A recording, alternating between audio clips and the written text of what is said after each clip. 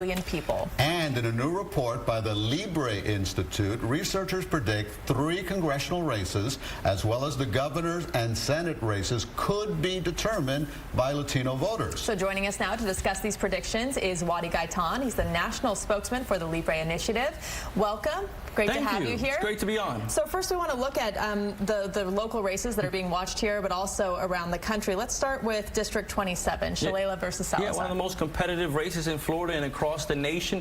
The Hispanic vote is going to play a very key role. It's projected that about 61% of the share of the total vote is going to be of Hispanics. So if you want to compete in that district, if you really want to win, both of these candidates are going to have to win the Hispanic vote. All right. District 26, the same story? Yeah, very similar. 61%. The road to Congressional District 26 goes through the Hispanic vote. There's an increase from previous midterms, so it's going to be a battle for the Hispanic vote in that district as well. And what about the statewide numbers? Statewide, we're looking at 18% share of the total vote, which is a 4% increase from the previous midterms. Many people see the 4% increase as a positive, but the Hispanic vote is still sort of punching below its weight in comparison to the number of growth within the state. Okay, now we've seen the numbers. They're impressive. There are a lot of Hispanic voters, especially in these congressional districts that you mentioned.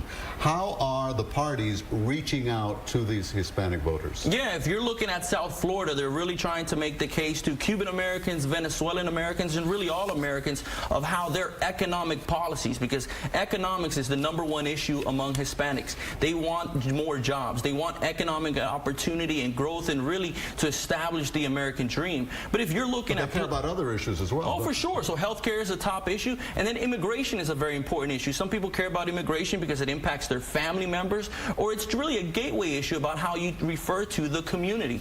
But then if you look at Central Florida with the wave of Puerto Ricans coming over from Hurricane Maria, it's very different. Immigration is not a top issue.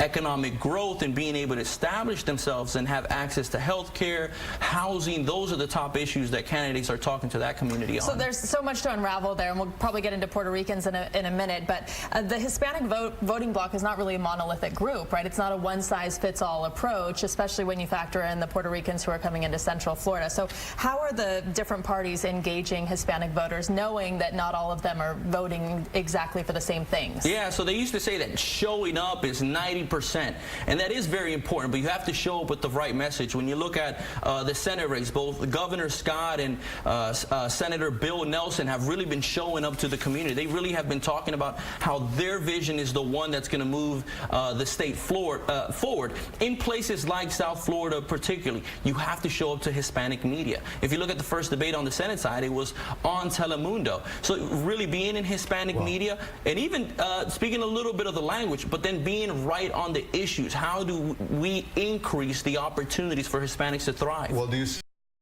an issue that they haven't had a debate in English? The 2 candidates for the Senate have only had a debate in Spanish. I think you need to have one in English. One, the Hispanic community, talking about monolithic. Not all Hispanics get their news in Spanish. There are some watching right now, paying attention to this report. So it's very important to diversify. There's not a one-size-fits-all strategy when talking to the Hispanic community. So I would agree, those debates need to happen. And some voters are not even Spanish-speaking at all, or Hispanic. The second Is it and third worth ignoring that block of people and only doing debates in Spanish language? You can, in places like Florida, where, I mean, we're such a diverse state that you need to reach to everyone. It has to be an approach with an across-the-board strategy that goes from the Panhandle to Central Florida to South Florida. So when it comes to debates, I think you need to be on all platforms, and you need to reach voters through traditional media, and then places like social media. It has to be interactive. Before we go, I wanted to ask you about an issue that was in the news a lot, and we don't hear that much